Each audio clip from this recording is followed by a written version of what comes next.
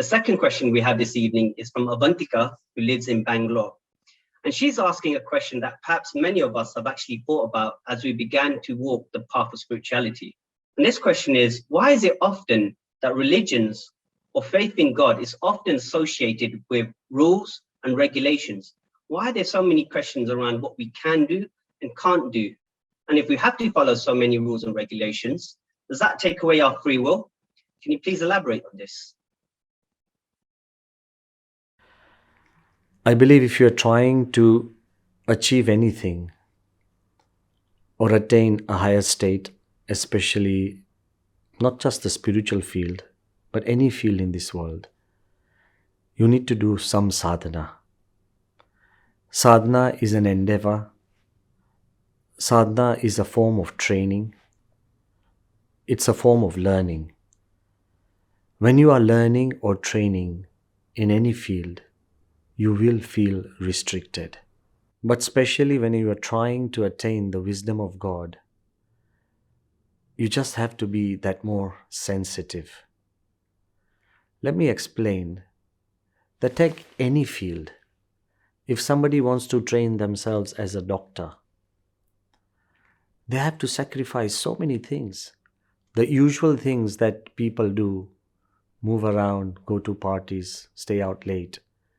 Naturally, those who are studying and there is a demand of study, they have to restrict themselves from the normal things that every child or student does. So, the further you study, the more restrictions you put on yourself. Even if you don't take studies, let's take any sport. If you are playing sports just for the sake, you can hang around, go around, kick around a football, or just take a bat and play cricket. But if you seriously want to play cricket or take up football, then you need to train yourself in the strictest way possible. The professionals have a regime, whether it's exercise, whether it's running, whether it's diet. Even a sport like boxing, there's so many restrictions.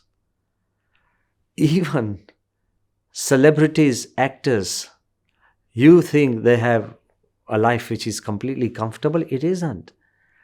To sustain and maintain looks, body features, and physique, it takes sometimes really grueling time in the gym.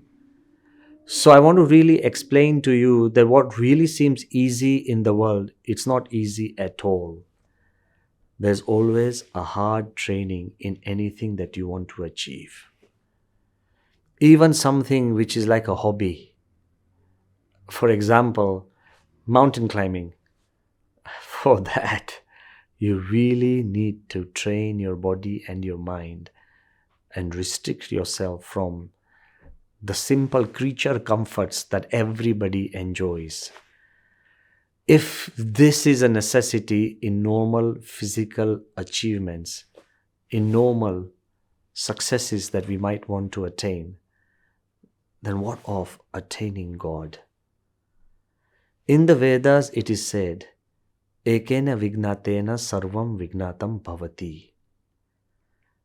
Suppose after studying up to 12th and you get into medicine and you spend 5 years training as a doctor.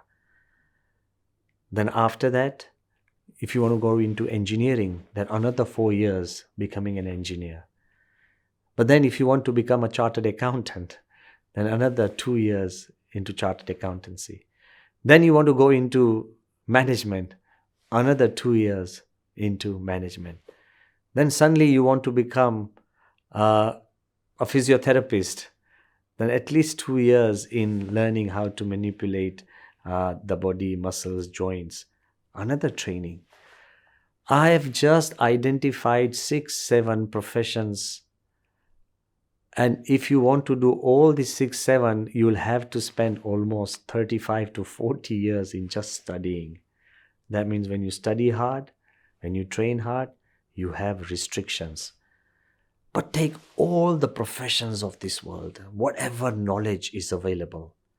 whether it's astronomy, whether it's space science, whether it's physics, whether it's doing PhD in mathematics, or whether it's just having expertise in any field. You collect all those fields, and it is said, Ekena Vignatena Sarvam Vignatam Bhavati.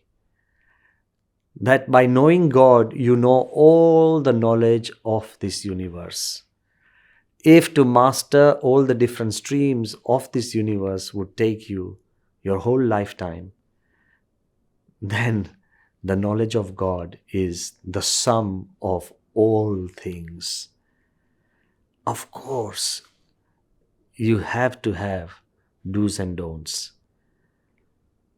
But these don'ts hurt because we really do not know the advantages or the benefits of those don'ts.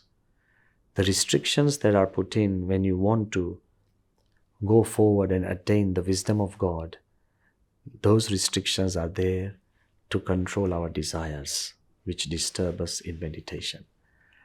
The restrictions in food are there because they actually affect our desires. And that's why those restrictions are there. The restrictions of movements, or what you can do or what you can think and what you can't, are all there to purify our mind and our hearts. Once you know the benefits, there will no longer be restrictions, there would be necessities. Necessities don't hurt at all.